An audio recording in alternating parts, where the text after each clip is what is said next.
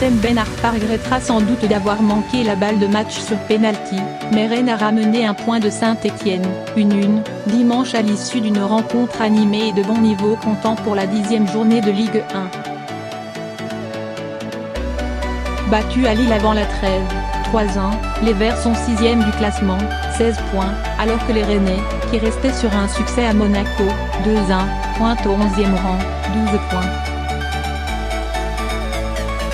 Dans son duel à distance avec Ben Arfa, Wahbi Kazori s'est au final montré le plus efficace sans pour autant permettre à son équipe de l'emporter. Il a rapidement ouvert la marque sur un penalty accordé pour une faute commise un peu bêtement sur lui-même par Clément Grenier dès la 4e minute. Le meneur de jeu de la SSE, très actif sur le front de l'attaque, aurait même pu inscrire un deuxième but. Mais le gardien Abdoulaye Diallo, au prix d'une belle parade, a su détourner le tir de l'ancien Rennais qui s'était joué de la défense bretonne avec un contrôle orienté après un service d'Hassane Boussé, 42. Entre-temps, Ben Arfa avait manqué l'égalisation après s'être infiltré dans la défense des Verts avant d'échouer dans son duel avec Stéphane Ruffier, 31.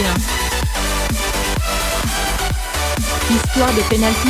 Celui-ci s'est néanmoins incliné peu après sur un tir d'Ismaïla Sarr qui trouvait l'aide du poteau après une belle action collective sur l'aile droite, 1-1, 34.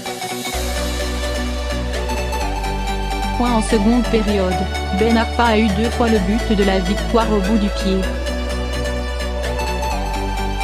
Il a encore poussé Ruffier à la parade, 57, avant de manquer un pénalty qu'il avait lui-même obtenu sur une faute de William Saliba et Timothée Kolodziejczak.